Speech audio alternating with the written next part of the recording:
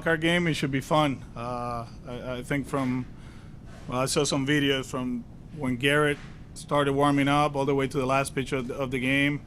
They were into it. They were loud. They had a blast. So hopefully today and tomorrow not hopefully. I know they're going to bring the energy. It should be fun. It should be loud here in Fenway, and hopefully they can help us win some ball games. And Johnny again. Can you talk about the offense?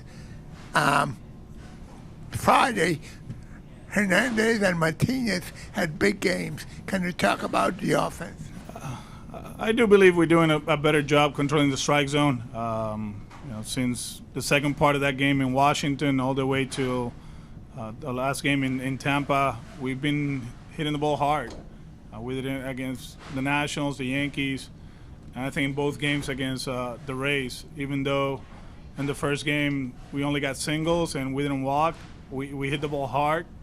And by accident, we kind of like found our best lineup of the season balance-wise. And I say by accident because JD gets hurt, so we have to make adjustments against Garrett. And then because JD wasn't sure if he can go the whole game, we decided to hit him 6 in case we have to pinch it for him or take him out of the game. So by accident, I do believe against righties, this is the best alignment that we can have offensive-wise. And right up front in the first row on your right. Alex, ¿me podría hablar de la combinación Plawecki y Ovaldi? Ha hecho un trabajo excelente. Han trabajado 18 veces y se ve muy bien. Y esto no es nada en contra de Christian. Christian hizo buen trabajo con Nate temprano en la temporada. Pero da la casualidad que poquito a poco siempre Kevin era el que le cachaba porque era un juego de día o por otras circunstancias y han hecho muy buen trabajo. Lo otro también que en este caso, y a pesar de que no es un lanzador zurdo, Kevin ofensivamente hablando ha tenido muy buena temporada y nos sentimos cómodos con él ofensivamente hablando. ¿Qué cambió tu mente? Ayer dijiste que Chris Sale no iba a estar en el relevo y hoy, bueno. Sí, hablé con Chris después de la práctica ayer y siente que quiere contribuir, que quiere estar en el bullpen. Médicamente hablando, lo hablamos y todo el mundo está de acuerdo, aunque sí, que puede estar en el bullpen hoy. Obviamente en la alineación de ellos es muy diferente a la alineación de los primeros 2 juegos porque es un lanzador derecho abriendo. Así que tener a Eduardo, a Chris, a Davis, a Taylor y a Martín en el bullpen, veremos a ver cómo lo utilizamos, pero con todos los zurdos que tienen en la alineación, es bueno tenerlos a ellos en el bullpen. In the fourth row on your right, June. Hey, Alex.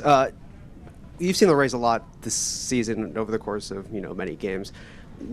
How would you describe the qualities of the Rays roster, given that they're not constructed with the traditional star power that a casual MLB fan might identify with? Like, what are the qualities you see in this Rays roster that has led to them being this consistent and winning over the course of the entire season? They have good players, versatile, athletic, understand their roles, and that's I think what they do from top to bottom, sending the message and them understanding what it's all about, what they need to do on a daily basis, it's impressive from afar. Speaking to Chaim throughout the season, and him telling me a few things of how they go about their business and how from top to bottom, from the Dominican Summer League all the way to the big leagues, it's a great program. It's a great program, and it's not coincidence that they are in this stage. How do you think the lack of star players, like traditionally for a casual fan, kind of distorts the conversation around a team like the Rays because they don't have those big names? I mean, I'm a fan and I'm impressed with them. So it all depends how you see it. But obviously, people they like star power, right? They like the names, Sotos, Tatis, Guerrero, but they like winners too, and that's a winning organization. And across the aisle, Tyler. Did you did you think that sort of thing was possible? I mean, when you played for the Red Sox, in other words, like it was Red Sox, Yankees, big payrolls. Those were the powerhouses. Until 08. The Rays, right? So, I mean, their consistent success pretty much since then. Does that kind of shock you based on what it used to be like when it was Yanks, Red Sox, and that was it? I think it's a combination of a lot of things, right? You cannot swing and miss in certain areas. International scouting, trades, draft, and for how perfect it looks. There's been some up and downs too throughout the years, and but they have maximized their resources. They got some players that other organizations basically gave up on them too. If you look around, Wendell, I still remember Joey. I went to spring training, minor league spring training with the Indians, and in 2013, and it was Urshela, Lindor, Ramirez, Walters, the catcher. He was an infielder, right? And Joey Wendell. And then you look at him, and he's a great player. He's a championship caliber player, and what he does offensively, defensively, running the bases, the grit, the way he goes about his business is impressive. I love watching him play because he does it the right way.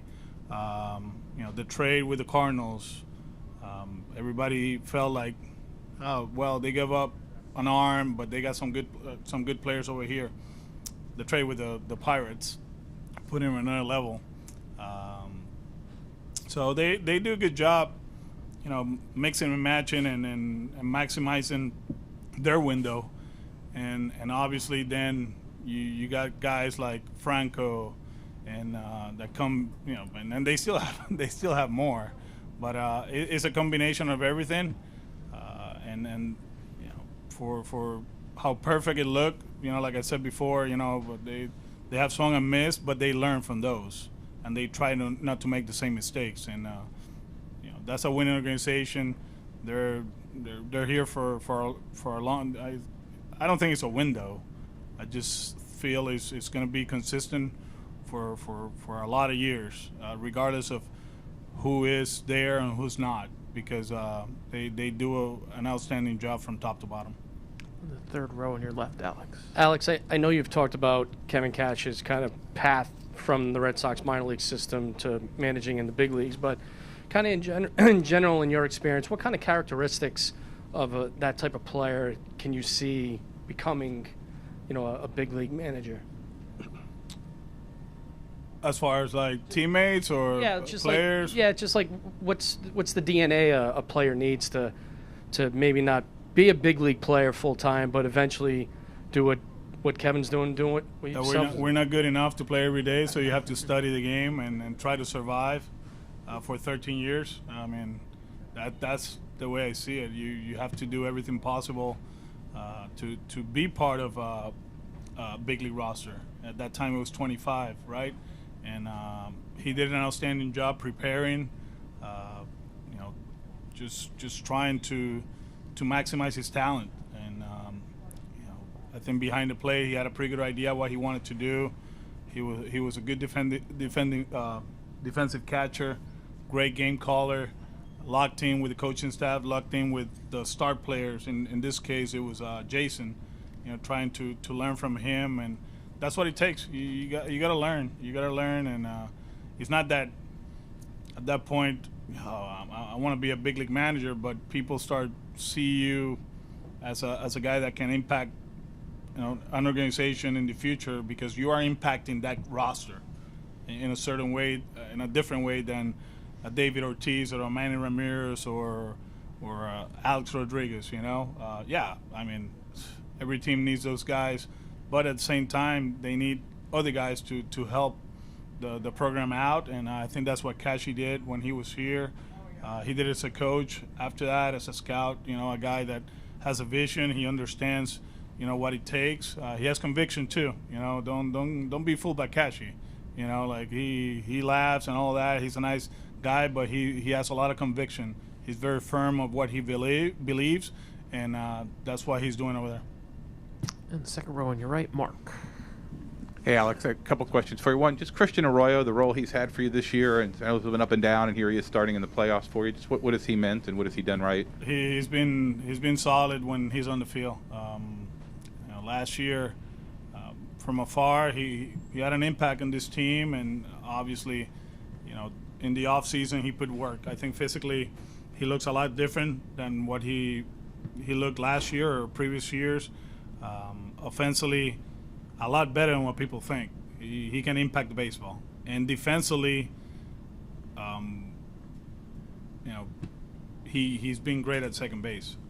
We actually saw him kind of like a role player, moving around, play third, short, second. At one point, first. That didn't go well, right?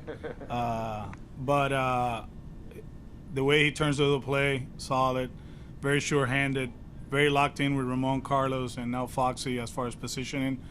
And obviously in a small sample size, he was a pretty good defensive second baseman. But I think offensively, there's a lot there, and you see it little by little. The at-bats are getting better. And it was a tough situation towards the end with Jose, but the way Jose played in September, we had to play him. I mean, not only defensively, but offensively, he was a force.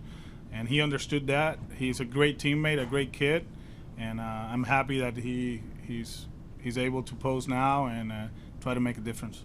Gotcha. And you mentioned Heim talking to you about some of the foundational stuff. I know you have real scouts, but is there some stuff Heim can help you with too, as far as tendencies or patterning or things like that, or inside Cash's brain or anything?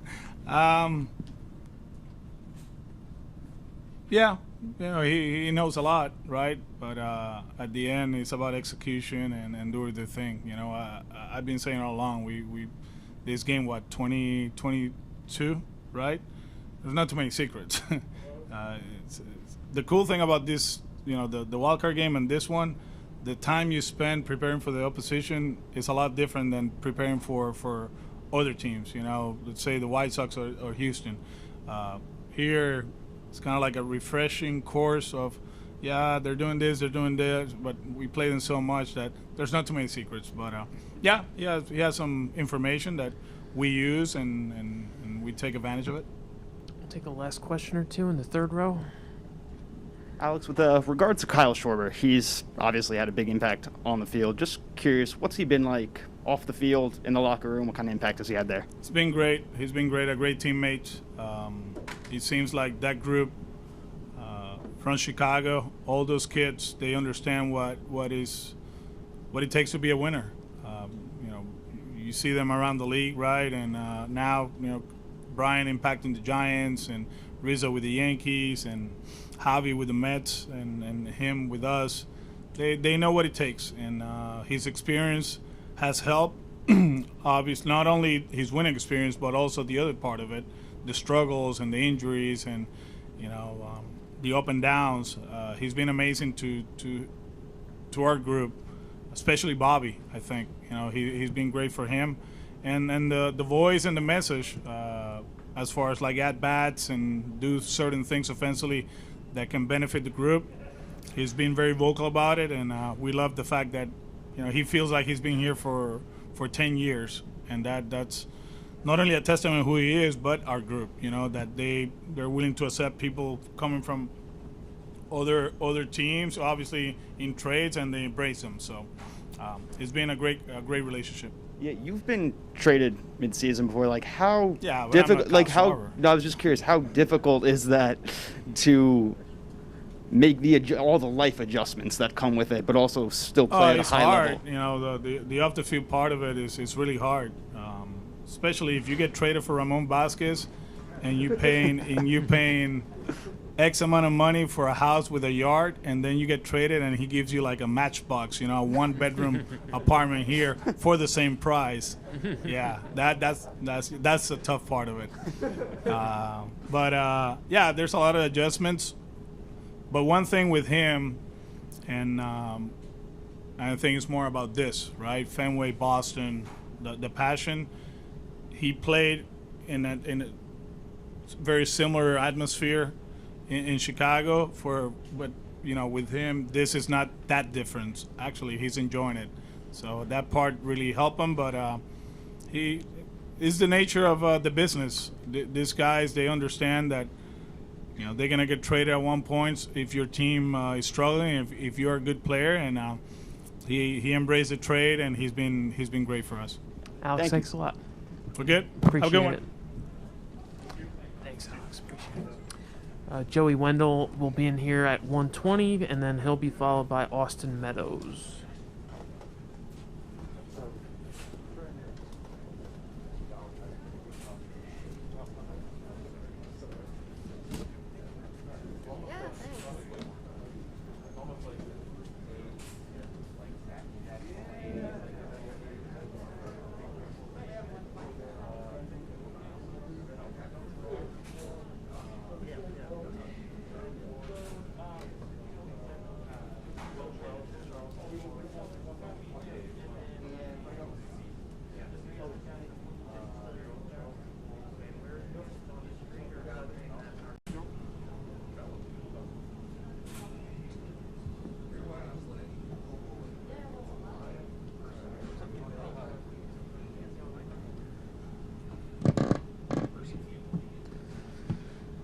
All right, Kevin, thanks very much for coming in. We appreciate it.